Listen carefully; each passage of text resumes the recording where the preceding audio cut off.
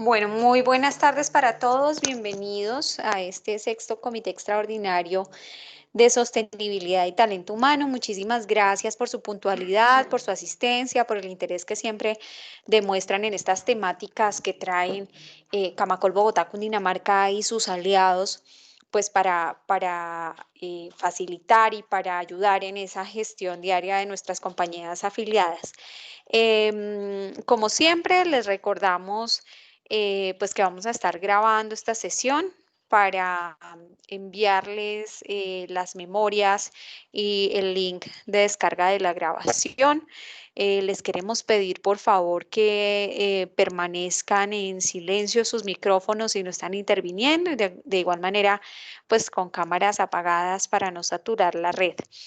Este comité, que fue citado, por supuesto, pues con corto aviso, obedece a una necesidad que nos están expresando varias de nuestras compañías afiliadas de saber cómo se puede gestionar la vinculación del talento humano bajo esta nueva fase de cuarentenas estrictas por localidades, dado que pues ya sabemos que las personas que viven en esas localidades no pueden trabajar en nuestras obras mientras este periodo se mantenga.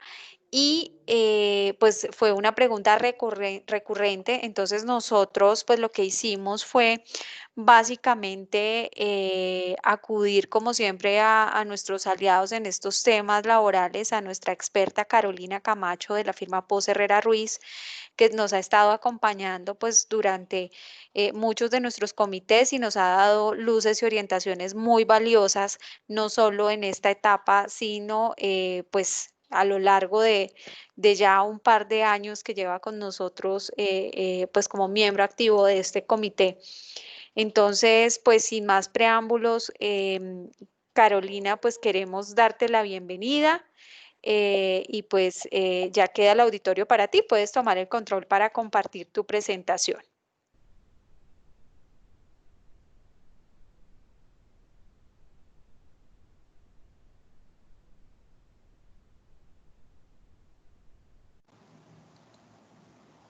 ¿Me escuchan y ven la pantalla?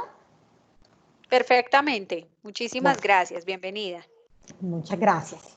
Bueno, antes que nada quiero agradecerle a Camacol por esta invitación y poder compartir con sus miembros y afiliados esta temática que nos compete referida al tema de cómo administrar el tema laboral y las distintas alternativas de cara al manejo del personal para todo el tema que está ocurriendo con el aislamiento estricto en ciertas localidades de Bogotá.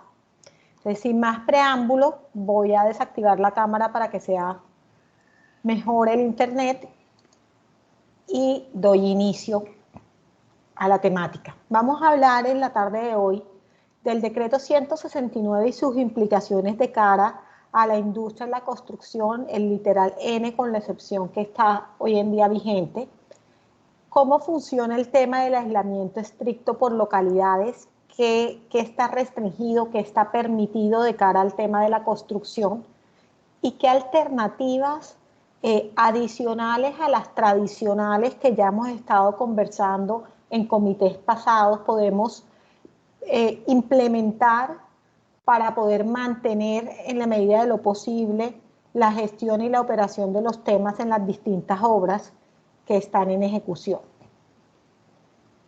En todo caso, existe la posibilidad, si quieren, de que manden las preguntas por el chat y que discutamos los temas específicos que les interesan.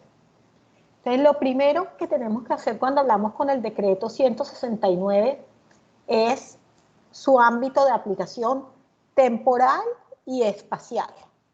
Este decreto rige en Bogotá y está vigente y tiene restricciones hasta el 31 de agosto de 2020. Entonces tiene un alcance súper delimitado. ¿Qué hizo el decreto? Redujo las excepciones de actividades liberadas en el marco del confinamiento que el gobierno nacional decretó de cara a la emergencia sanitaria que estamos viviendo producto de la pandemia del COVID. En Colombia teníamos 44 actividades ya exceptuadas. Lo que pasó con el decreto de Bogotá es que se redujo para Bogotá a 22 excepciones, dentro de las cuales obviamente está la referente a la construcción que vamos a ver más adelante. Y estableció por zonas en la ciudad 15 localidades que van a tener periodos de una restricción total en circulación. ¿Qué implicaciones trae eso? Pues se entienden suspendidas temporalmente las autorizaciones de operación dadas a las actividades no exceptuadas bajo el decreto 169 y que hubieran sido en el pasado otorgadas por la alcaldía en las respectivas localidades. Entonces, lo más importante de aquí es que lo importante no es dónde se desarrolle la actividad, lo importante no es dónde está ubicada la obra, que fue la primera, digamos, reacción cuando empezaron a salir las noticias. Las personas pensaban que se trataba de una restricción por el lugar donde estuviera ubicada la obra. No, es el lugar donde se desarrolla la actividad, no es lo más relevante es de dónde provienen los trabajadores que van a realizar esa actividad. Porque aquí hay una cosa muy importante, si hay una obra con actividad, digamos, aceptada, como lo es la construcción, así está en una zona restringida, le está perfectamente habilitado su permiso, si es que lo tiene, obviamente, con los protocolos y todo el tema, para continuar su operación. El problema es de cara a de dónde proviene el personal que va a llegar a esa obra a trabajar. Porque si yo estoy viviendo, si mi domicilio, si el lugar de residencia está en una del trabajador, está en una localidad restringida, ese trabajador no va a poder movilizarse durante el periodo de aislamiento estricto, ni siquiera dentro de su misma localidad. Entonces, hay que tener eso muy presente porque es fácil confundir las restricciones. O sea, no se trata de dónde está la obra, se trata es de dónde proviene el personal que va para la obra. El personal que va para una obra no puede venir de una localidad restringida, ni tampoco puede atravesar, así sea para llegar a su trabajo, una localidad restringida. Ese es el otro limitante. En Bogotá sigue rigiendo el pico y cédula de pares e impares. Esto no afecta, digamos, la medida ni la contraviene, porque ese tema del pico y cédula es para habilitar las actividades esenciales referentes a ir a hacer mercado, a asistir a personas que requieren de acompañamiento, servicios notariales y financieros, es decir, es para otra cosa. No quiere decir que el trabajador tiene que mirar si tiene el pico y cédula para poder ir a trabajar una obra. Tienen que programarse en la medida de lo posible, y esto es una reiteración, esto no es nada nuevo porque está desde marzo, el trabajo remoto en todo lo que se puede hacer remoto. Sabemos que en la industria de la construcción es absolutamente limitado lo que se puede hacer remotamente. Hay un gran bloque de actividades que necesariamente tiene que hacerse presencial. Los trabajadores deben contar con la documentación que acredite para qué compañía trabajan, qué tipo de servicios prestan y que se enmarcan en alguna de las excepciones del decreto 169. Y esto ya es un tema o un tip práctico. Nos ha pasado hasta el momento, como esto empezó a regir el lunes, nos ha pasado hasta el momento que hay ciertas localidades, ciertos policías, que si la carta que tiene el trabajador o la información no hace referencia expresa al decreto 169, les están poniendo problemas. Entonces, la recomendación es que si ya tenían entregadas comunicaciones acreditando esto, que las modifiquen para que incluyan la referencia expresa al decreto 169, a la excepción en el artículo 13, en el literal N, para que no haya ningún tipo de duda de cara a qué excepción se está enmarcando, porque eso lo están poniendo como una restricción en la práctica digamos, los policías que son en últimas los que hacen la verificación del cumplimiento de la medida. Aunque no existe una norma que nos obligue a cambiar las comunicaciones, eso sí es recomendable. Entonces, ¿cómo dice la excepción? Las excepciones que tenemos en el 169 se refieren al personal indispensable para la ejecución de obras públicas que se adelanten en la localidad y que estén autorizadas, y se refiere a las obras civiles privadas, incluyendo remodelaciones que pueden continuar sus labores siempre y cuando se adelanten con personal que no provenga de las localidades declaradas en cuarentena estricta durante el periodo de vigencia de la misma. Que aquí han surgido muchas interpretaciones ya. El primer cuestionamiento es el de personal indispensable.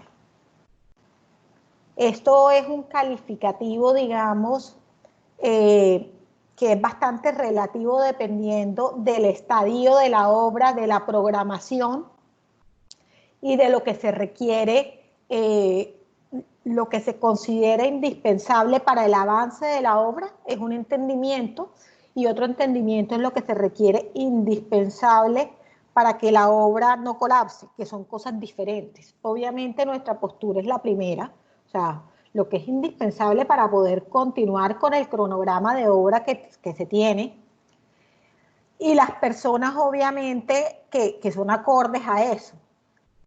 La verdad, dudo mucho que hayan empleadores en este momento contratando personal que no requieran en una obra. Entonces, para mí el adjetivo no debería existir en el tema de indispensable, pero bueno, así quedó. Y también hace referencia a las empresas que producen insumos de construcción para el desarrollo de las obras civiles, privadas y públicas, que están autorizadas obviamente para mantener su producción y para continuar con sus procesos de comercialización ininterrumpida, para abastecimiento, etc. Este tema de las empresas que producen insumos de construcción para el desarrollo de las obras también está generando ya una serie de dudas, porque hay una línea, digamos, absolutamente conservadora que señala que en la medida en que el decreto en el artículo 3º arriba también habla de la palabra indispensable para las actividades, podría llegarse a interpretar por alguna autoridad que son insumos que sean indispensables para la construcción.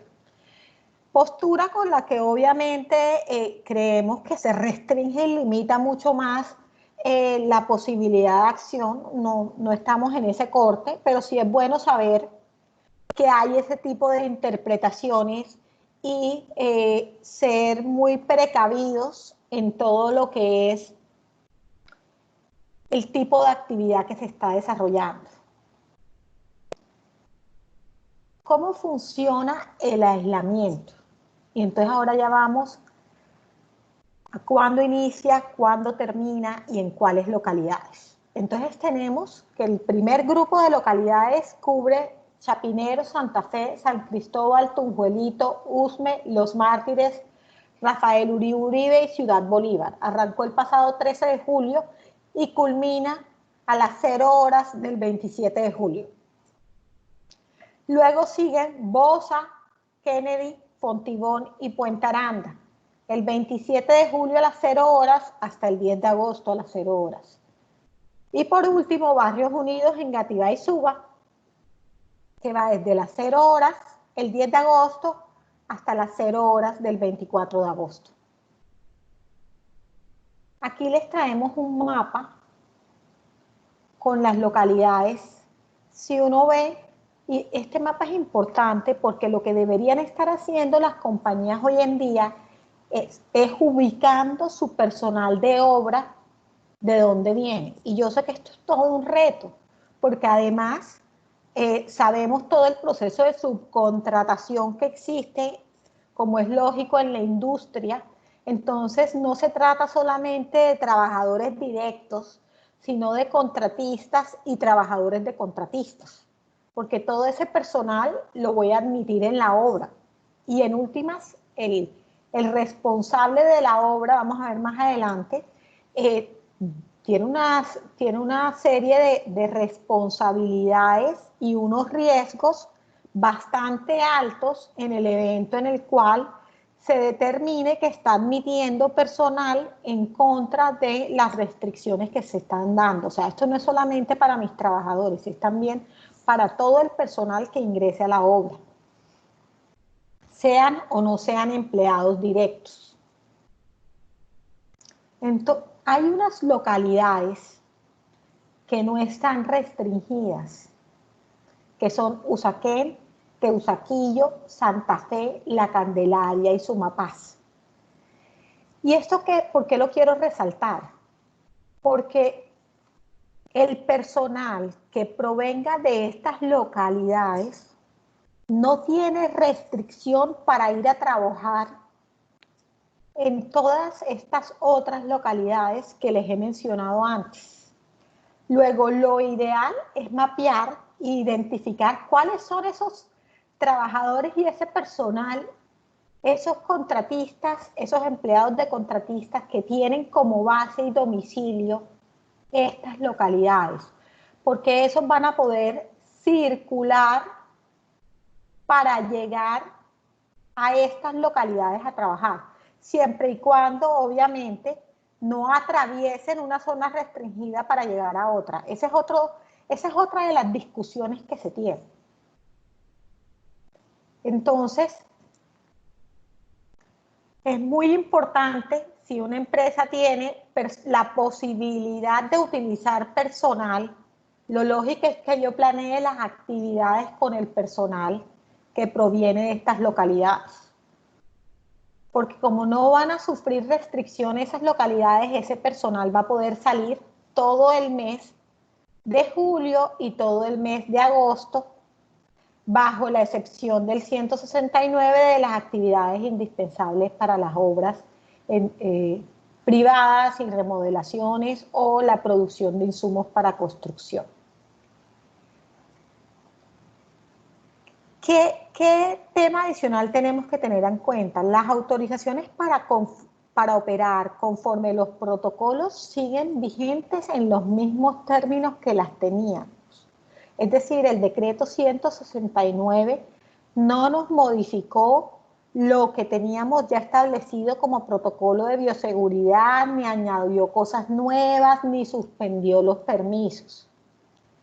La construcción puede continuar en localidades restringidas siempre y cuando la obra no se realice con trabajadores que residan en dicha localidad durante el término que está restringida o provengan de otras localidades restringidas. Se debe verificar entonces de dónde proviene el trabajador y no dónde queda la obra. Los trabajadores que viven y trabajan en una localidad restringida en el periodo de restricción, así estén al lado de la obra viviendo, no van a poder trasladarse desde su hogar hasta la obra en teoría para trabajar. Eso es importante. Y ahora entremos a los aspectos laborales de este tema. ¿Y qué hacemos con el personal? Porque lo primero es que muchas veces no tenemos claridad de dónde está residiendo el personal, mucho menos con respecto a trabajadores indirectos. Lo primero que debo hacer es empezar por mapear eso. Tengo que identificar de dónde viene la gente y cómo va a ser la circulación por la ciudad, de todo el personal que va a llegar a la obra a trabajar. Y en principio, desde la perspectiva laboral, como empleador, yo sí estoy autorizado para preguntarle a mis trabajadores dónde residen. Pero no tengo esa misma facultad con respecto a los trabajadores de los contratistas. Entonces, yo no puedo, en principio, un dato personal como lo es el lugar de residencia de una persona, exigirlo. Se supone que es una información que el titular del dato me tiene que dar voluntariamente. Entonces aquí hay un tema de protección de datos, porque hay empresas que salieron indiscriminadamente el lunes como si pudieran preguntarle a todo el mundo, y ese tema es cuestionable porque el lugar de domicilio de una persona es un dato personal. Y la norma de datos personales está vigente así estemos en pandemia. Entonces, la recomendación es asegúrese, pídale usted la información al contratista, si es personal de contratista, de dónde está viniendo la gente, no necesita que le identifique exactamente quién es la persona y de dónde vive cada persona. O obtenga una autorización de tratamiento de datos personales con cada persona que va a ingresar a la obra para poder preguntar el domicilio y que den la información. Ese es un tip que les damos porque en principio esa información no la deberían poder tener acceso, digamos, de manera directa. Y ya entrando en materia de, bueno, ¿y qué hacemos con los trabajadores que están domiciliados en una zona de restricción y que no van a poder salir durante 14 días? ¿Y qué hacemos para que puedan llegar los trabajadores que están en las zonas no restringidas a esa obra que está en una zona restringida? Porque digamos que no hay ningún inconveniente cuando yo tengo una obra localizada en una zona no restringida que va a recibir personal que a su vez está en zonas no restringidas. Ahí no hay ningún tipo de inconveniente, opera la excepción como venía operando antes, es decir, el trabajador va a poder desplazarse, siguen todas las restricciones de horarios que ya conocen y todos los límites de ocupación en la obra y el protocolo de bioseguridad, etcétera, como lo teníamos. Entonces, ¿qué hemos visto, digamos, de cara a eso? Uno, algunas empresas están optando por modificar la forma, el tema del salario. Usualmente, para los trabajadores vinculados de manera directa, el pago del salario está pensado por mensualidad. Uno podría perfectamente llegar a acuerdos para que el pago del salario sea por jornal, por día, porque no puedo predecir si es que lo van a dejar salir de la localidad, si lo va a dejar pasar el policía, si no, si va a atravesar. O sea, hay muchas variables en el cual puedo tener muchas inasistencias en obra. Y adicionalmente va a pasar necesariamente con el personal que vive en localidades restringidas, que son la mayoría 15, porque las no restringidas son solamente 5, ya las vimos antes. ¿Cómo hago? Porque no puedo pagar salarios durante 14 días sin tener prestación del servicio y menos en estos momentos que tenemos todos los presupuestos ajustados y dificultades en flujos de caja, la mayoría de empleadores. Adaptar el pago a pagos por jornal o por hora parecería ser una posibilidad, como lo han hecho tradicionalmente en otras industrias. En Colombia el pago por jornal está habilitado y es común en el campo. No, de pronto no en la industria de la construcción no es tan común, pero es perfectamente viable. Entonces, esa es una alternativa. Otra alternativa, y esta obviamente requiere un músculo financiero distinto y dependerá mucho del tipo de obra de que se trate, y es lo que han hecho la industria petrolera de cara a las restricciones e incluso antes de las restricciones de la pandemia para solucionar los temas de distancia, y es la instalación de campamentos en obra. Pero la instalación de campamentos en obra, que parece ser una solución maravillosa, tiene una cantidad de retos desde el punto de vista de la administración de bioseguridad, porque si llega a haber un brote de COVID en un campamento de obra, pues evidentemente todos los infectados van a poder alegar que ese COVID es enfermedad de origen laboral porque se contrajo en el sitio de trabajo. y no voy a poder decir que no tuvo que ver con eso, si es que llevaban 10 días, digamos, encerrados ya en el campamento. Entonces, ahí hay muchas cosas. A eso uno podría pensar en medidas como, por ejemplo, hacer las pruebas antes de cerrar el campamento por los 14 días con la gente que necesito. Y esta instalación de campamentos de obra, vamos a ver más adelante, trae también unos retos desde el punto de vista de organización de jornadas. Está la tercera posibilidad, que es la rotación de personal entre localidades, que esto lo que exige es una planeación logística.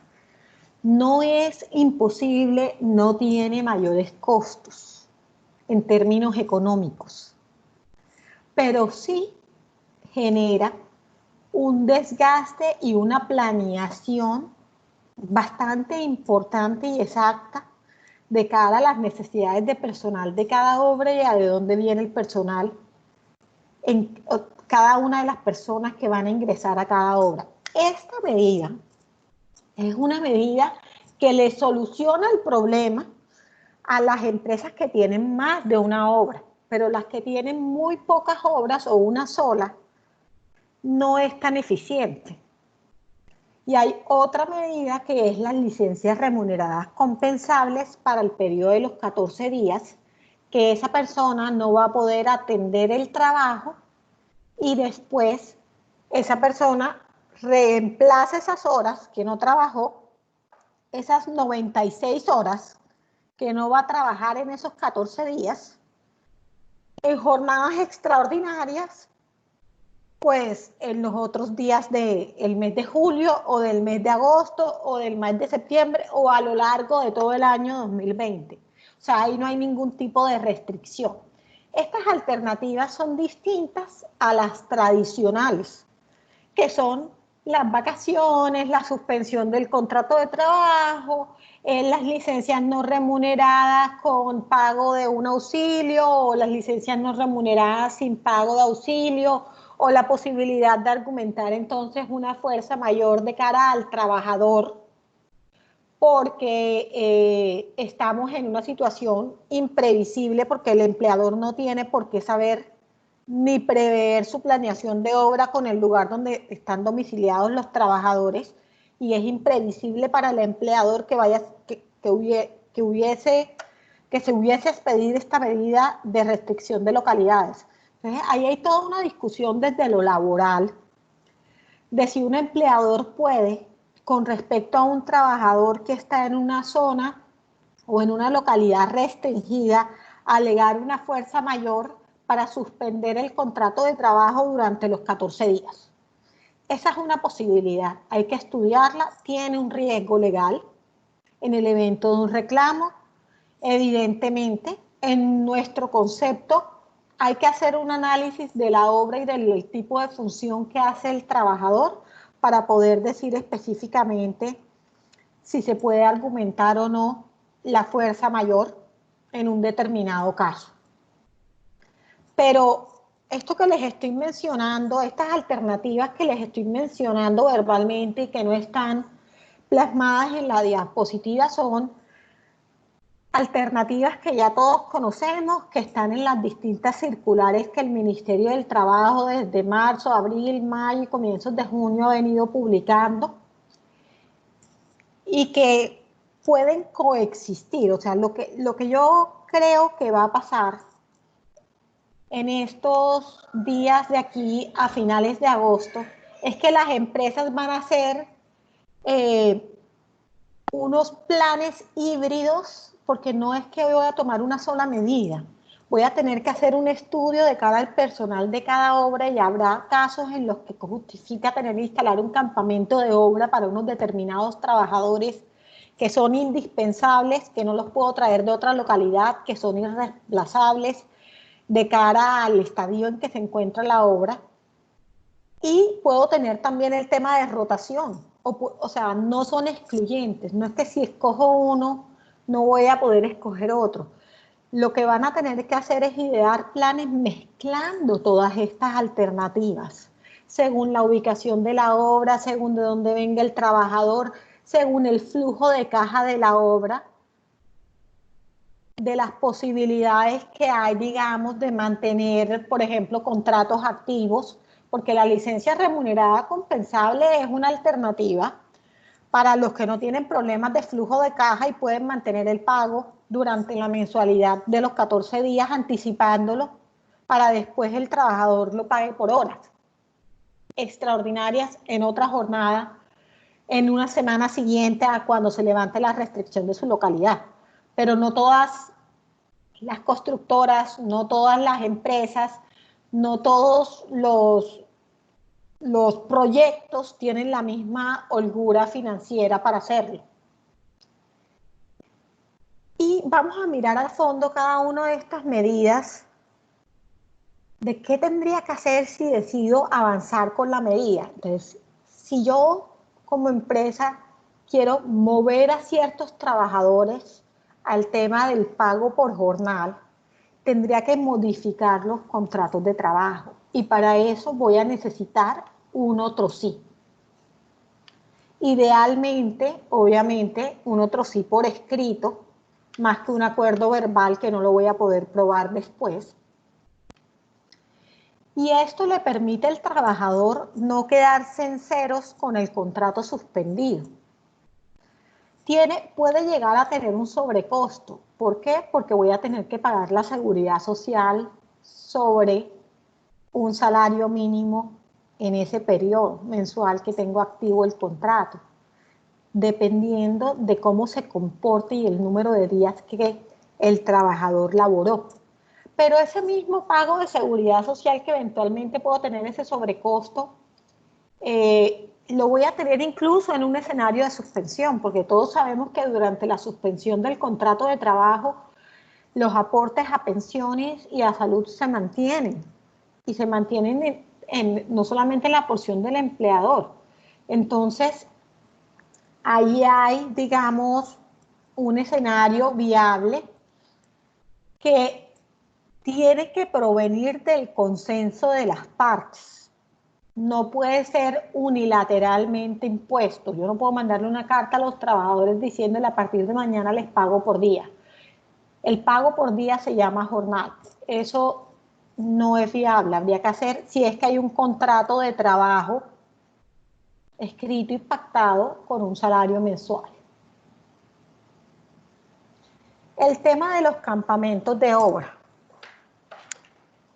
o de la posibilidad de implementar campamentos en empresas, no necesariamente que sean una obra de construcción. Pensemos en una empresa que produce insumos para la construcción. Es una posibilidad, pero si se utiliza esto y lo que yo estoy tratando es de evitar el problema de circulación de la gente, esto me implica también cambiar la jornada, porque yo voy a tener que pasarme a una jornada 14/7 durante el periodo de restricción, o sea, en julio y en agosto. 14/7, ¿qué significa? 14 días de trabajo por 7 días de descanso, para poder tener 14 días de corrido, que es lo que dura la restricción, a la persona en el campamento.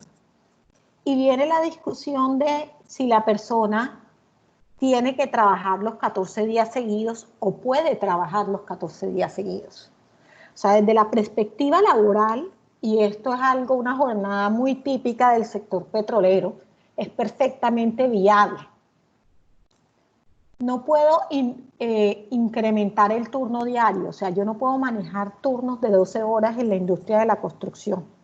Ni en ninguna industria uno debe tener turnos de más allá de 10 horas, aunque todos sabemos que hay prácticas, como por ejemplo en la industria de la salud, que trabajan turnos a 12 horas. Bueno, todo eso está por fuera del marco legal y eso todo tiene una contingencia. La idea no es incrementar la jornada diaria, el número de horas, sino juntar los días para poder mantener al personal en sitio de trabajo. Si está en sitio de trabajo, pues no me afecta la restricción de circulación.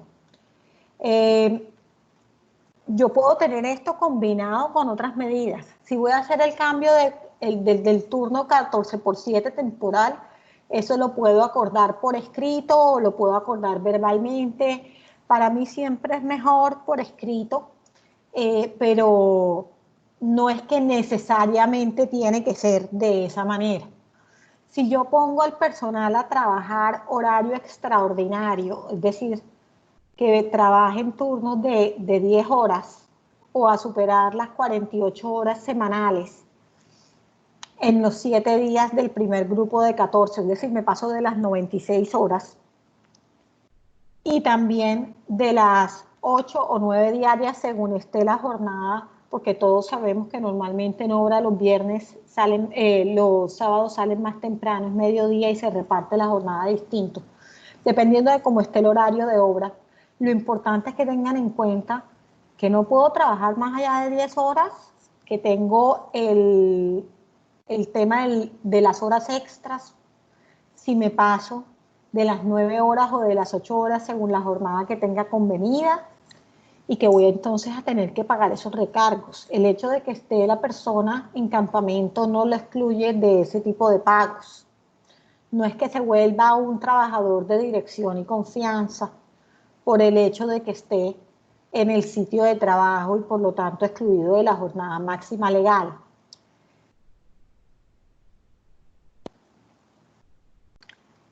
La tercera medida que hablábamos era la rotación de personal entre localidades. Y esta es la más, digamos, de pronto eficiente en términos económicos, porque no me genera ajustes en el presupuesto que tenía de gastos y de costos laborales, pero es todo un reto desde el punto de vista logístico. Para la etapa de planeación de obra y en las áreas de recursos humanos. Entonces, yo creo que esto hay que mirarlo por pasos. Lo primero, identificar el lugar de residencia de los trabajadores y las fechas de restricción de la localidad de la que proviene. Lo que están haciendo es un mapa y pongo dónde tengo la gente y la gente de qué tipo de servicio. Porque tengo que identificar, hombre, cuáles son los indispensables según el estadio de la obra y cuáles son los que voy a necesitar en cada semana para poder hacer la rotación bien hecha. Comparar entonces eso con la ubicación de las obras activas en la ciudad e identificar las localidades donde están y a través de las cuales van a tener que circular para llegar a la obra. Y de esa manera hacer un plan casi que trabajador por trabajador de cómo se va a comportar en las distintas obras su rotación, no tiene que ser la misma para todos. El plan es casi que trabajador por trabajador. De ahí el desgaste.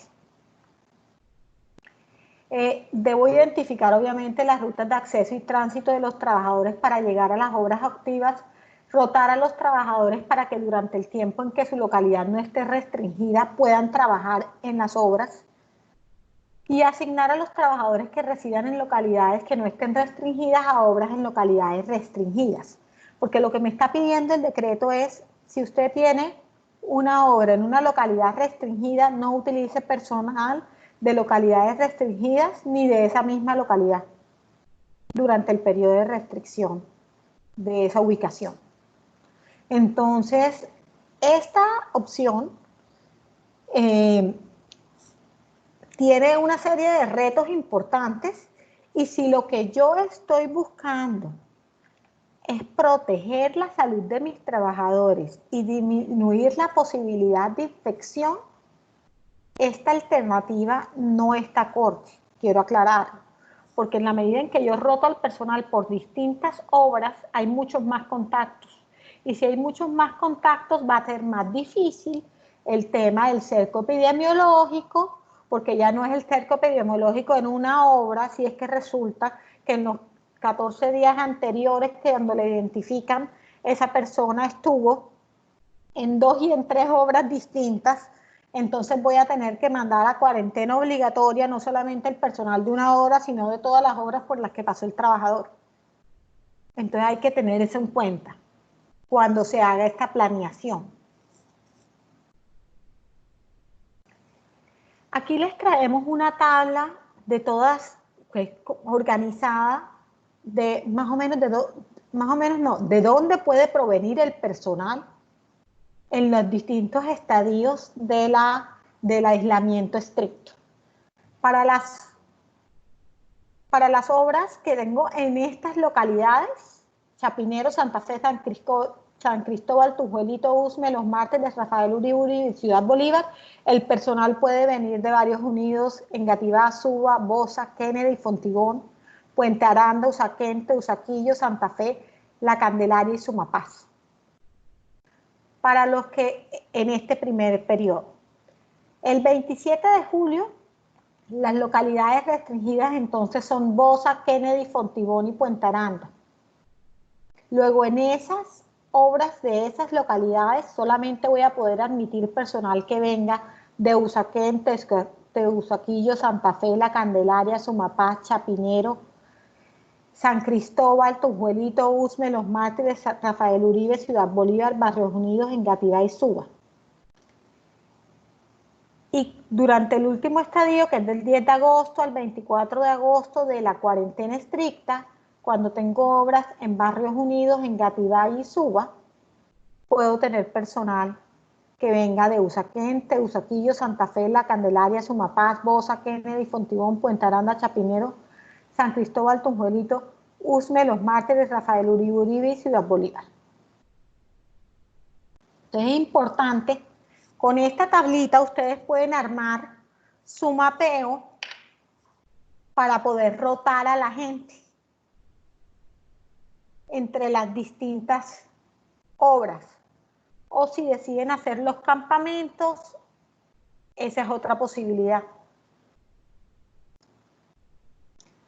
La última alternativa que estábamos mirando era el tema de las licencias remuneradas compensables. ¿Y cómo funcionaría esto? Funcionaría que durante los 14 días el trabajador sigue devengando el salario que venía devengando, si es que está contratado por tiempo, no a destajo, no por producción ni por jornal, y cuando se reintegre va a poder compensar esas horas. Imaginémonos un trabajador que lo ponga en licencia remunerada compensable todos los 14 días, porque ese trabajador en este momento reside en la localidad Los Mártires y no puede moverse, digamos, de ninguna manera de esa localidad. En ese escenario, estos 14 días implican 96 horas de trabajo. Ese trabajador va a poder del 27 de julio al 10 de agosto o del 10 de agosto al 24 de agosto trabajar, como ya vimos, en otras localidades cuando se levante la restricción, sin inconveniente o en su misma localidad, y reponer esas horas de trabajo. Reponerlas, y ahí viene la gran pregunta: ¿eso se debería tratar como hora extra o no se debería trabajar como hora extra?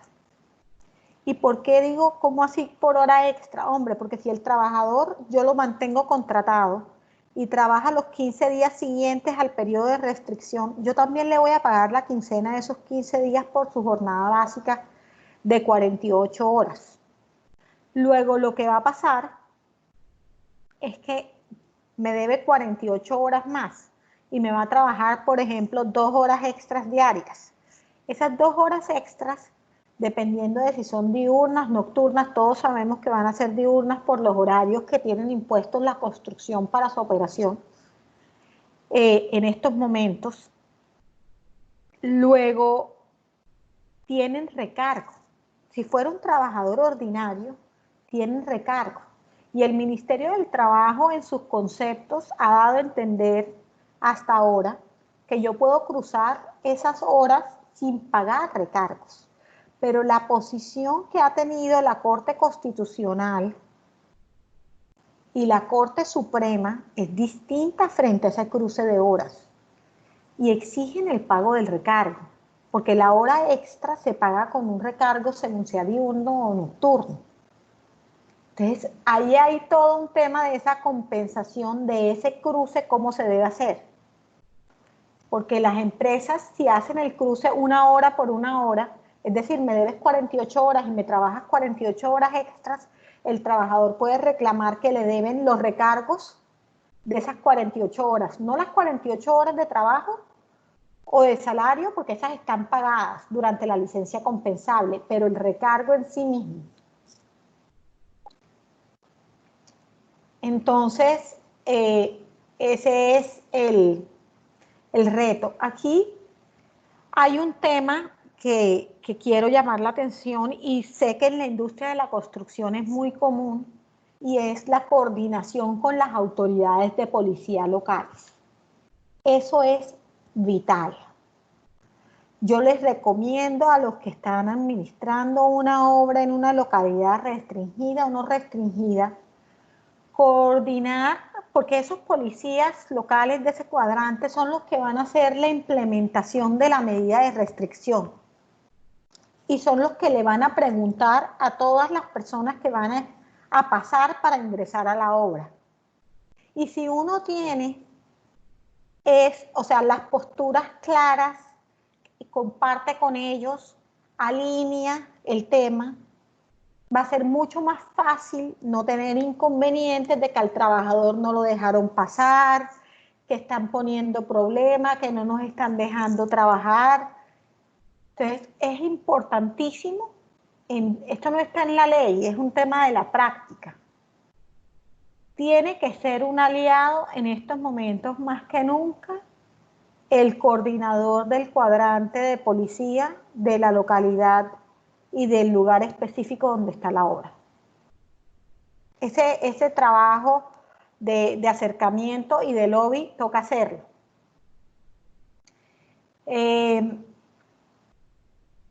Definitivamente no hay una respuesta única ni generalizada para todos los empleadores en este panorama.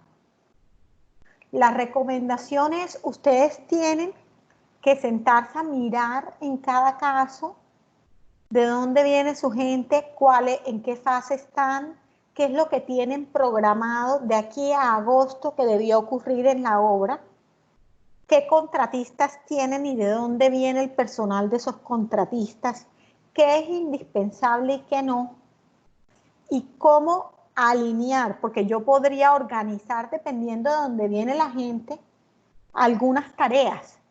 Si es que el personal que me va a venir a hacer el trabajo, no sé, de pintura, ya al final, en un tema de acabados, resulta que todos o la gran mayoría vienen de determinada localidad, pues tiene sentido que yo vaya avanzando con otra cosa distinta a eso. En el periodo de las semanas que está restringida la circulación de esas personas porque están domiciliados en esa localidad que tiene el aislamiento estricto. Entonces hay que sentarse con el cronograma de obra, con el personal que requiero, enlistarlo. Esto es lo mínimo que requiero para poder adelantar esto. ¿De dónde viene ese personal? Y organizar las tareas. Si es que nos vamos por el tema logístico. Si miramos y decidimos que necesitamos una gente en específico, mirar la posibilidad de los campamentos de obra. Campamentos de obra que pueden ser con containers, como lo que yo estoy viendo que están haciendo algunos es utilizar containers para hacer esto, que los alquilan y que están ya habilitados, digamos, para que las personas, pero aquí hay un riesgo mucho mayor en temas de bioseguridad. Ojo con ese tema. Y tienen que reportar si van a hacer ese tipo de cosas, si es que van a dejar una persona o 2 personas o 3 personas o 10 personas en obra, tienen que contarle a la ARL, porque eso cambia el nivel de riesgo y no queremos que después, si pasa alguna cosa, la ARL diga, no, es que a mí no me reportaron eso y por eso no cubro. Es importantísimo trabajar de la mano con la ARL. Y aquí vamos a hablar ya de la parte de las sanciones. Y es que esto es muy, o sea, ¿a qué me expongo si no me desgasto haciendo unas medidas y sigo como venía? Y el que logró llegar, llegó, y el que no logró llegar, no llegó. Y resulta que me llega una visita y las autoridades lo detectan. Y hay una fiscalización muy grande sobre el sector, ustedes lo saben. Entonces, la alcaldía puede amonestar e imponer multas de hasta 10.000 salarios mínimos legales mensuales vigentes, decomisar productos, suspender permisos o cerrar obras. La policía puede amonestar o imponer multas de hasta 32 salarios mínimos, estos son diarios, son los famosos 900.000 pesos, o suspender temporalmente o definitivamente la actividad. Ojo, cierre también de obra. El Ministerio del Trabajo puede imponer sanciones también de hasta 5.000 salarios mínimos legales mensuales vigentes. Y cuando hay un tema de riesgo para la vida de HCE, puede tomar medidas de cierre de obra también. Se configura una eventual responsabilidad civil extracontractual en caso de generar daños a terceros. Y aquí también puede haber una responsabilidad laboral de cara al 216, en el caso en el cual haya incumplimiento de las medidas restrictivas y surja un brote del COVID y se identifique que fue porque un trabajador que venía de una zona restringida lo admitieron en obra. Así como no pueden admitir al que viene con fiebre, con 37.5 grados, igualito no pueden admitir a un trabajador que venga de una localidad restringida durante el periodo de restricción, de aislamiento de ese sitio. Y la posible responsabilidad penal por incumplimiento o violación de la medida sanitaria. Entonces, no es menor el riesgo al que están expuestos. Hay que tomárselo de una manera muy seria. Bueno, esta era la presentación que les traía. No sé si tienen preguntas que quieran hacer o temas que quieran compartirnos, experiencias o otras alternativas que quieran mencionar. Pues Carolina, primero muchísimas gracias, de verdad, como siempre, una exposición muy clara, pues no solo de la situación, sino de las recomendaciones y pues de esas alertas tan importantes que nos pones pues para evitar incurrir en sanciones, como tú decías, pues estos son temas que deben tomarse con muchísima seriedad y cuidado porque pues podemos llegar incluso a cierre de obras. Entonces muchísimas gracias primero por esa explicación tan clara. Tenemos unas preguntas en el chat. Sí, las estoy mirando en este momento. Entonces, Joana, yo creo que vamos dando la palabra en el orden en que aparecieron, por favor. Listo, sí, señora. Bueno, bueno, la primera pregunta nos la ha realizado Ángela María de Pravic Ingenieros. Ángela María, tienes el micrófono abierto para que expongas las dos inquietudes que tenías.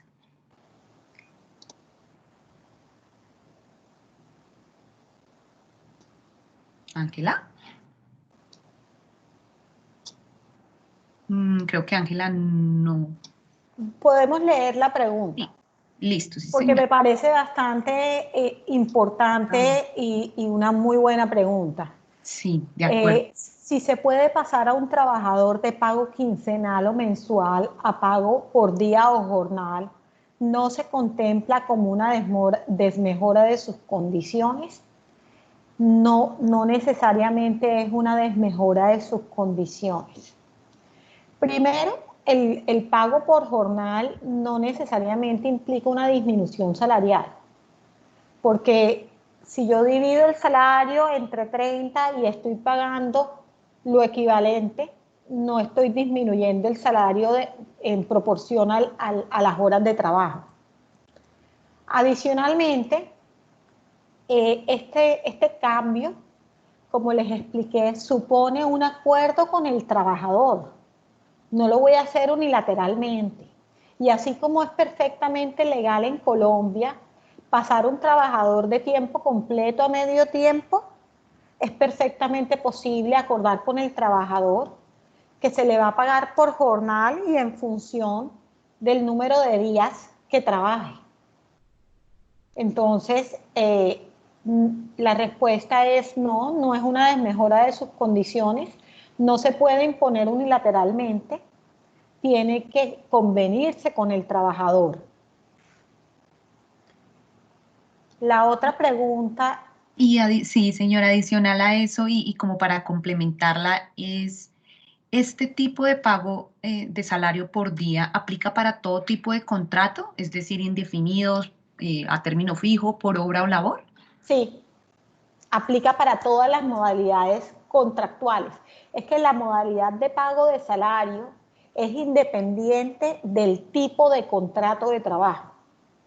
Entonces, yo puedo tener salario por día o salario por mes, incluso salario por hora, que realmente no está estipulado así en el código sustantivo. Ahí hay una gran discusión, pero sí está clarísimo el jornal como una posibilidad de pago de salario en el código sustantivo desde el año 60. O sea, esto no es nuevo, esto no nos lo estamos inventando por el COVID, esto no es una medida que haya sacado el Ministerio del Trabajo, esto ha estado desde siempre en Colombia. Lo que pasa es que en este sector eso no es tan común, pero les pongo ejemplos como por ejemplo en el sector agropecuario, todo el tema de recolección de cosecha se maneja con jornal. En la industria del café, de producción y trilla de café, eso va con jornal. El personal está contratado, o sea, no es una modalidad nueva ni que escape a la reglamentación que desde siempre ha existido en el país. Oh, listo, Carolina. Tengo una inquietud y es si yo si yo adopto esta propuesta que nos dices de los 14 días trabajando y los 14 días descansando, ¿debo hacerle un otro sí al contrato? ¿Debo modificar el contrato inicial para poder incorporar esa estrategia? Bueno, yo estaba pensando en 14 días de trabajo y 7 días de descanso. Ah, ok, sí, de acuerdo. Porque 14 por 14 me queda más o menos pago 2 por 1. Termina siendo que por cada día de descanso, por cada día de trabajo, perdón, te estoy dando un día de descanso. En el 14 por 7, lo que ocurre es que se modifica la jornada. Ideal si podemos convenir el cambio de jornada. En un otro sí. Pero todos sabemos que las jornadas normalmente están en el reglamento interno de trabajo. Y en estos momentos nadie va a hacer una modificación de reglamento para cambiar las jornadas durante el mes de julio y el mes de agosto. Eso no tiene ningún sentido. Y el Ministerio del Trabajo, en las circulares que ha sacado, ha dicho que el empleador puede modificar las jornadas en estos momentos sin necesidad de modificar los reglamentos de trabajo. Yo creo que es perfectamente posible hacer acuerdos verbales o escritos para cambiar la jornada de 6 días a la semana con un día de descanso por una jornada corrida de 14 días por 7 días de descanso. Listo. Bueno, tenemos otra pregunta que acaban de dejarla en el chat. La hacen desde Talento Humano, el usuario Talento Humano. Si gustas, tienes la palabra para que realices la intervención.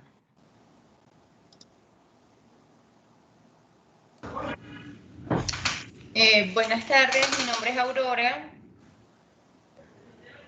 Buenas tardes. Nosotros queríamos era saber efectivamente eso. Si el trabajador luego me va a compensar ese tiempo, entonces, él puede luego alegar que trabajó recargo y reclamar los recargos. A ver, la posibilidad existe. El Ministerio del Trabajo dice que no, o sea, dice que podría compensarse y parecería que la posición del Ministerio es que no hay lugar al pago de recargos. Pero la posición de la Corte Constitucional cuando estudió la constitucionalidad de la norma referida a las calamidades domésticas, si se acuerdan antes, había un artículo en el Código Sustantivo del Trabajo que decía que cuando un trabajador yo le daba un periodo de tiempo por una calamidad doméstica, eso era una licencia compensable. Y después el trabajador tenía que reintegrar esas horas de trabajo. La postura, digamos, de la Corte Constitucional era que esas licencias, digamos, no eran compensables en tiempo y que el empleador es quien debe asumir el pago sin que haya una obligación del empleado después de pagar con trabajo esas horas que no trabajó durante el periodo que estuvo en licencia. Desde el punto de vista de lo que ha sido la jurisprudencia de la Corte Suprema de Justicia, el tema de las licencias compensables se había utilizado para casos muy puntuales y cortos y muy esporádicos, entonces no es que exista abundante jurisprudencia. Pero si uno hace el cruce de los valores, no parecería justo de cara al trabajador si es horario extraordinario que no se les pague el recargo. Entonces yo creo que sí hay la posibilidad y sí existe ese riesgo. Ahora, en esta coyuntura actual de desempleo y de también solidaridad y colaboración entre todos para sacar adelante las organizaciones, las empresas están tomando riesgos que en otros escenarios no hubieran tomado, porque lo que está en juego es obviamente la supervivencia del negocio y de los puestos de trabajo. Entonces, hay muchas empresas que han optado por las licencias compensables, incluso antes de este tema de Bogotá, del aislamiento estricto, ya las licencias compensables las venían algunas empresas utilizando antes de que el ministerio incluso se le ocurriera incluirlo como una posibilidad, recomendándolo. Pero mi posición, si me preguntas a mí, Carolina Camacho, y a nosotros, José Herrera Ruiz, como firma, yo creo que ahí hay un riesgo laboral y por lo menos hay un riesgo de un 50% en el caso de un escenario judicial, porque el trabajador, el derecho al recargo sí lo tiene. No tiene derecho a que le pagues la hora, pero sí tiene derecho a ese porcentaje adicional del recargo. Muchísimas gracias. Ok. Aquí Tamara nos hace una inquietud, pues tiene como una inquietud, está muy relacionada con lo que estás hablando, Carolina. Y Tamara, te doy la palabra para que la realices tú misma, si estás de acuerdo. Hola, muchas gracias, buenas tardes. No, Carolina, creo que ya respondiste, el tema del recargo no me ha quedado tan claro. La cláusula de mutuo acuerdo que nosotros hicimos firmar, tenemos una parte donde dicen que si el trabajador se retira, estos días se pueden descontar de su liquidación final, prestaciones o de cualquier ingreso que tenga. Eso sí puede ser, ¿no? Sí, eso es perfectamente legal. Perfecto. Claro que, y es perfectamente legal no solo con respecto a las licencias que di, sino con respecto a las vacaciones anticipadas. Porque muchas empresas dieron vacaciones anticipadas y firmaron unos documentos en los cuales los trabajadores autorizan el descuento si es que llega a finalizar el contrato sin que hubieran causado esos días de vacaciones anticipadas que ya disfrutaron. Pero ahí tengo una duda, Carolina, porque en algún momento se dijo que las vacaciones anticipadas no se podían descontar. Entonces entiendo que esa autorización de descuento sí sería diferente, no especificando que es por vacaciones anticipadas, ¿sí una autorización de descuento? No, a ver, las vacaciones anticipadas no se pueden descontar por derecha. Es decir, yo no puedo, por derecha, sin autorización del trabajador, descontar a la finalización del vínculo las vacaciones anticipadas. Pero si tengo autorización del trabajador para descontar las vacaciones anticipadas y no tengo que ponerle otro nombre.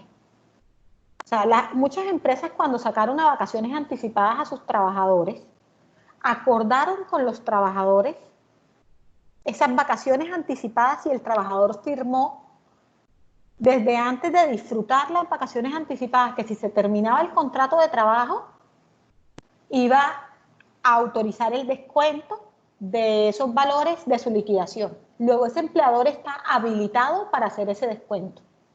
Lo que no estaba autorizado el empleador es que si yo empleador solo preavisé con un día y saqué a todo el mundo de vacaciones anticipadas y al día siguiente que reintegré a la gente decidí terminar algunas personas y esas personas nunca lograron causar esos días que ya disfrutaron, yo no voy a poder como empleador por derecha cogerle la liquidación y descontarle los 5, 10, cualquiera que sea el número de días que disfrutaron anticipadamente. O sea, sin autorización no, pero con autorización sí se puede. Perfecto, muchísimas gracias. Y aquí nos hacen una pregunta, siguiendo con el tema de las vacaciones, de si es posible cruzar las vacaciones anticipadas a las que el trabajador no tenía derecho y que le dieron en las cuarentenas iniciales con el valor de las horas extras que me está reportando el trabajador.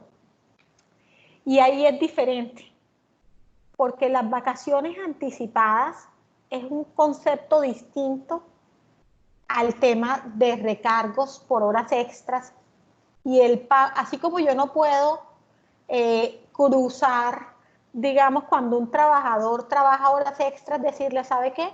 No le voy a pagar las horas extras y le doy un día libre, que es una práctica que algunas empresas utilizan y que en estricto sentido no es legal. No veo viable que yo pueda cruzar durante la vigencia del contrato de trabajo el valor de las vacaciones anticipadas con los pagos por horas extras. Pero lo que sí voy a poder hacer es que si hay la finalización del vínculo laboral, en esa liquidación va a aparecer un crédito, que es el valor de las horas extras que le debo, y una deducción, si es que tengo la autorización de descuento del trabajador, de las vacaciones anticipadas. Luego no voy a cruzar una hora contra otra hora, pero sí que voy a cruzar las cuentas, pero voy a necesitar, y quiero ser muy clara, para descontar las vacaciones anticipadas, en el momento de la liquidación tengo que tener autorización expresa y escrita del trabajador. Y si tengo esa autorización, voy a poder cruzarlo no solamente con el valor de horas extras, sino con el valor de salarios, de prestaciones sociales, de cualquier valor que le esté adeudando al momento de la liquidación.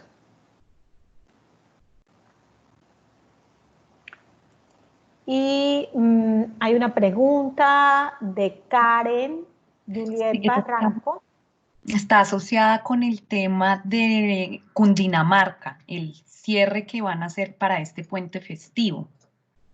Yo no sé, para este puente los trabajadores pertenecientes pueden salir. La verdad, yo preparé el tema de Bogotá exclusivamente, pero Karen, me comprometo contigo y con Camacol a verificar, porque nosotros tenemos un experto en circulación, que es una persona que está monitoreando todos los decretos del país en la firma para verificarte exactamente hoy si se puede o no se puede. Y si quieren, a través de Paola y Joana en Camacol te mando la respuesta, pero no quiero decirte algo que sea impreciso. No tengo en mis manos el decreto de Cundinamarca. ¿En qué? Quiero preguntar una cosa, Gobernación de Cundinamarca, pero ¿qué municipio? La gobernación de Cundinamarca va a hacer un cierre de todas, voy a decirlo así, todas las fronteras de los municipios y no va a permitir tránsito por este puente festivo. El plan candado. El plan candado. Candado de este puente festivo. Bueno, ahí digamos que hay dos formas de mirarlo. Si es una restricción como la de Medellín, que no te afecta lo que ya está adentro, o si afecta lo que ya está operando adentro. Porque, por ejemplo, el plan candado en Antioquia sí me dejaba circular dentro. Lo que no dejaba es que vinieran de municipios, de departamentos diferentes. Hay que mirar exactamente cómo dice la norma que se estila. Lo confirmo. Yo creo que Ok, no hay, entonces no hay. nos quedamos con la tarea, Carolina, perdón, te interrumpo, de buscar precisamente la norma a la que hace referencia y por supuesto pues quedamos atentos a tu respuesta y a la precisión en la misma. Claro que sí, con todo gusto. Muchísimas gracias. Creo que esas son como las preguntas que teníamos sobre el tema.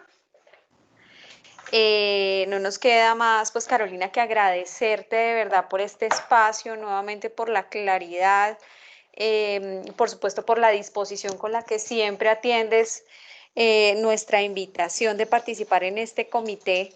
Para nosotros de verdad es muy, muy importante recibir este tipo de orientaciones, pues porque aquí encontramos no solamente precisiones que hay que tener al momento de aplicar la norma y pues más normas que cambian con una velocidad abrumadora, sino también pues porque encontramos ideas y soluciones que pueden ser prácticas para nuestras empresas. Entonces, Carolina, de verdad, nuevamente muchísimas gracias por tu generosidad en compartir pues este conocimiento y esta información con nuestros miembros del comité. Tienes el micrófono apagado, Carolina. Pena, qué pena. Es un gusto para mí, para Pose Herrera, poder contribuir y participar en este comité. Siéntanse en total libertad de enviarnos las inquietudes que hayan surgido. Les voy a compartir la presentación, la hicimos para ustedes, entonces yo se las hago llegar, Paola, para que si quieren se las envíen a los afiliados. Y nada, seguimos en contacto, quedo con la tarea y prometo hacerla en el transcurso de la tarde de hoy. Ay, muchísimas gracias, Carolina. Por supuesto, les vamos a estar haciendo llegar las memorias de esta presentación y la grabación del comité, pues en los correos registrados. Muchas gracias a todos. Vamos a cerrar el comité contándoles un poquito cómo van los datos que tenemos de nuestros sondeos, tanto de movilidad de trabajadores, precisamente pues conectándolo con el objeto de este comité, como de los casos que se han reportado por COVID. Ustedes saben que cuando se emite el decreto sobre el aislamiento por localidades, pues uno de los anuncios que se hizo en primera instancia por parte de la alcaldía era que no se iba a dejar trabajar a las obras de construcción en estas localidades. Afortunadamente para nosotros, gracias a la información que ustedes nos suministran muy juiciosamente cada vez que hacemos estos sondeos, nuestro gerente Alejandro Callejas, que tiene una mesa, un asiento en esta mesa de trabajo con la alcaldía, logró poner de manifiesto pues la buena gestión que ha hecho el sector y por eso no nos cerraron las obras. Entonces, lo que queremos es primero agradecerles de verdad por su colaboración, por estar atentos a responder estos sondeos que enviamos semanalmente y decirles que la utilidad es toda. O sea, esta es nuestra punta de lanza en ese trabajo articulado con la administración y pues invitarlos a que sigan compartiéndonos su información. Semanalmente estamos lanzando los sondeos. Hacemos un sondeo de movilidad una semana, a la siguiente semana hacemos el de casos, pero siempre estamos dependiendo pues de su colaboración en compartir esta información para poder llevar a cabo pues esta interlocución, como les decía antes, con la administración. Entonces les vamos a mostrar el último corte de información El sondeo de desplazamiento de trabajadores, que lo tenemos con corte a 9 de julio, nos mostró unas variaciones muy pequeñas con respecto al corte anterior que se hizo el 24 de junio, en el que encontrábamos que el 44% de los trabajadores reportados se desplazan en bicicleta, el 24% en moto o carro particular, el 5% caminando y el 27% en transporte público. Aquí, digamos que es muy importante destacar que aunque esas variaciones han sido pequeñas, tenemos la posibilidad de demostrar que el 73% de nuestros trabajadores activos no usan transporte público y eso es muy positivo para la actividad. También enlazando estos resultados con los de contagios, casos sospechosos y casos en aislamiento preventivo por COVID-19, pues encontramos que efectivamente, como se esperaba para el comportamiento que ha demostrado han demostrado estas cifras de contagio, pues sabíamos que íbamos a tener un incremento, más cuando se había anunciado un pico en julio y en agosto. Sin embargo, el número sigue siendo de verdad muy positivo para la actividad, muy favorable. Tenemos hasta el momento 70 contagios acumulados desde la reactivación reportados y ya catalogados como positivos, 93 casos sospechosos y 110 casos en aislamiento preventivo. Aquí la diferenciación entre sospechosos y aislamiento preventivo la estamos haciendo debido a que los casos sospechosos están vinculados con sintomatología y los casos en aislamiento preventivo están vinculados a cerco epidemiológico. ¿Qué es importante? Muy importante resaltar acá, pues que de esos 70 casos, 69 casos han sido tratados en casa. Tenemos un caso con tratamiento en unidad de cuidado intensivo y un reporte muy positivo, muy positivo, ¿verdad?, para el sector, y es que de esos 70 casos ya tenemos 34 recuperados y en labores. Esto a todas luces, pues es un resultado que nosotros atribuimos, por supuesto, a la buena gestión de nuestros encargados de talento humano, de nuestros encargados de seguridad industrial y salud en el trabajo, de nuestros encargados de las obras, porque esto da cuenta de un manejo riguroso en los protocolos y, por supuesto, de una muy buena ejecución por parte de nuestros trabajadores. Entonces, para el número de trabajadores que se reportan activos, estamos hablando de un 0.04% de población contagiada y eso es de verdad muy positivo. Entonces, esta parte de los sondeos de la reactivación, por supuesto, se las queremos compartir porque, como ustedes saben, eso es nuestra punta de lanza para el trabajo de representación gremial. Por otro lado, muy rápidamente les voy a contar que para apoyar a nuestras empresas en esta etapa de reactivación y buscando que se den, por supuesto, como nuevos productos y nuevos modelos de negocio a partir de esta fase, estamos haciendo unos sondeos de condiciones de habitabilidad. Estos sondeos se están haciendo para los compradores de vivienda y para las personas que habitan en un espacio hace menos de 3 años. Esto es para que ustedes también lo puedan comunicar dentro de sus empresas. Nosotros les estamos pidiendo que por favor hagan llegar estas encuestas, este sondeo a sus clientes y a sus compradores de vivienda para que nos ayuden con esta información. Entonces, contarles acá simplemente es un ejemplo de cuáles son las preguntas que se están haciendo sobre sus preferencias, sobre las necesidades que tienen hoy en día en sus residencias y confirmar, digamos de alguna manera, pues como ciertos especificaciones que se nos han pedido dentro del sector para las condiciones de habitabilidad. Contarles por último sobre nuestros próximos eventos. Ya debió haberles llegado el agendamiento y la invitación a participar en nuestra asamblea anual de afiliados, que tendrá lugar el 26 de agosto, por supuesto en una modalidad virtual. Este, como ustedes saben, es el evento más importante para el gremio, entonces pues los queremos invitar para que se sumen. Vamos a estar hablando de qué viene para el sector, de cómo vamos a manejar, digamos, las expectativas y los números proyectados para el sector después de toda esta fase de aislamiento.